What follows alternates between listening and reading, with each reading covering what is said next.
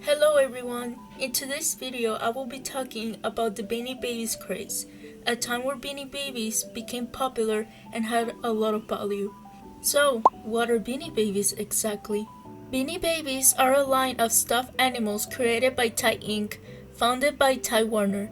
They first appeared in 1993 and became a massive toy and collector craze in the mid to late 1990s. Key features of Beanie Babies.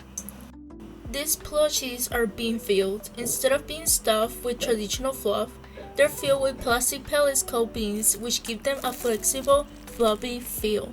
Tag identification. Each Beanie Baby comes with two tags.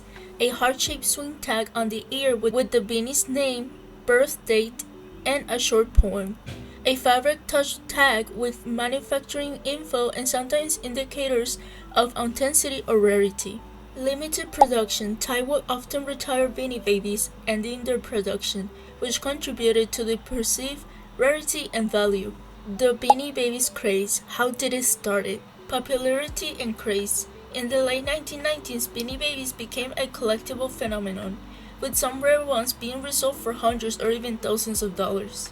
People treated them as investment items, thinking their value will keep increasing over time. Stores had limited stock, and some designs were region exclusive or quickly retired, adding to the frenzy. Technically, Beanie Babies were the Labubus in the 1990s. The value.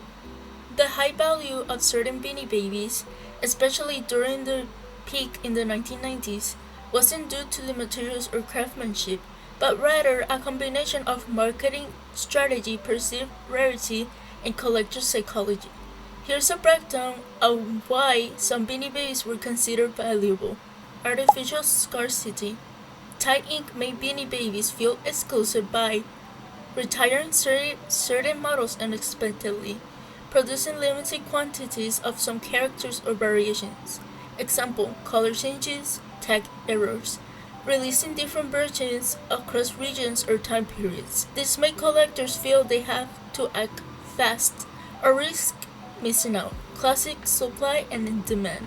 Tag variations and errors. Mistakes in tag printing like misspelled words, spacing issues, or wrong dates were seen as rare misprints, similar to misprinted coins or stamps. Different generations of swing or touch tags.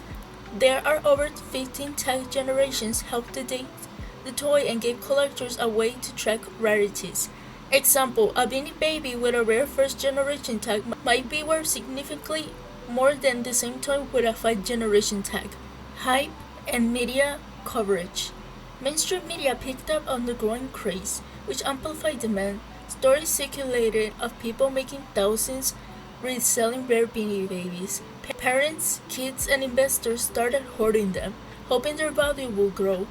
This created a self-sustaining bubble where the more people talk about them being valuable, the more valuable they seemed. Collector culture. Ty Inc. never sold Beanie Babies directly online, encouraging fans to go store to store hunting for specific models.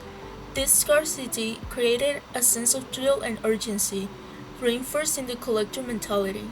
Collectors often wanted to complete sets, find rare retired models, or collect tag generations or regional exclusives. Nostalgia and sentimental value. As kids who grew up in the 90s became adults, some developed a sentimental attachment to Beanie Babies, increasing interest again, especially in the rarest ones. However, this nostalgia doesn't always translate into financial value. Most Beanie Babies today are worth far less than people hoped. I will now list a couple of the most expensive Beanie Babies ever. Large Wallace and his squad. $600,000. A rare collection rather than a single Beanie Baby. Extremely limited production. Princess the Bear, Princess Diana Memorial Bear. Up to $500,000. In Legends, asking prices, actual high sales lower. Example, $20,000. Purple Bear with white rose emblem. Very limited original runs. The first 200 and early versions, first generation tags and good materials, are the ones that are fetched the highest. Bubbles the Fish original with tag errors reported around $129,000. The tag errors make it rare original release versions are sought after. Piccadilly Attic up to $125,000. Clownstyle Bear rare color variation errors, etc. Valentino Bear some reports of $40,000 to $60,000 for versions with rare tags or errors. White Bear Red Heart errors or special tag generations push value. Gobbles to Turkey 24,000 in a 2021 sale for a version with multiple tag errors. The specific errors, example, tag layout, spacing, placement of copyright symbol. So what happened after the craze? After the Beanie Babies craze peaked in the late 1990s, the market collapsed dramatically, both in terms of collector interest and resale value. Here's what happened after the hype died down. Market crash. By 1999 to 2000, the Beanie Baby bubble burst. People who had spent hundreds or thousands of dollars collecting them realized they couldn't resell them for even close to what they paid. Most Beanie Babies flooded the market, the illusion of rarity vanished. The secondary market, eBay, trade shows, etc., collapsed as supply massively outpaced demand. Example, a Beanie Baby once listed at $5,000 might now fetch at $5 to $25, unless it's a truly rare and authenticated version.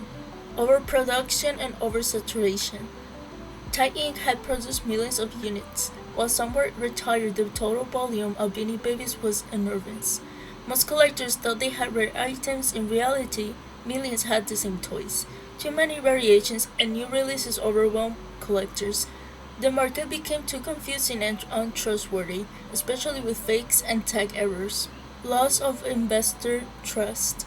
Many people had bought Beanie Babies as investments for retired or kids' college funds when prices collapsed.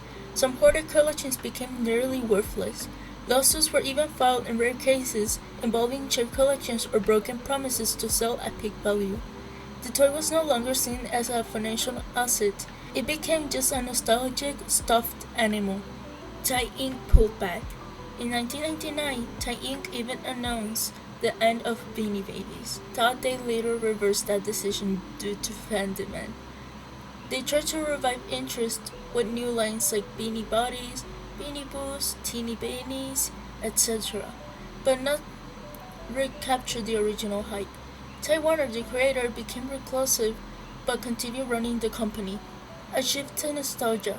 Today, Beanie Babies are mostly valued for nostalgic reasons, not investment. A few very rare beanies still command high prices, but the vast majority are nearly worthless.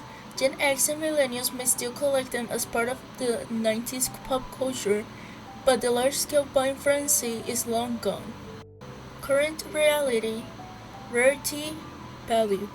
Even if you have an old Beanie Baby with a tag error or in good condition, that doesn't guarantee it's valuable. Unless it's one of a confirmed rare run, it has variable authentication, a buyer is actually willing to pay top dollar. Conclusion. So, what started as a simple toy turned in one of the biggest collectible crazes of the 90s, and then faded just as fast. Beanie Babies weren't just stuffed animals, they were a lesson in hype, scarcity, and how quickly trends can explode and disappear. Today, most of them aren't worth much, but for many of us, they're a nostalgic reminder of our childhood, and the toys were once treasured, whether or not they made us rich. If you enjoyed this deep dive into the Beanie Baby boom and bust, don't forget to like, subscribe, and hit that notification bell for more awesome toy content just like this, and let me know in the comments, do you still have your Beanie Babies? Or did you think they'd be worth millions like everyone else? Thank you so much for watching, and remember, some toys may lose their value but never their place in our memories.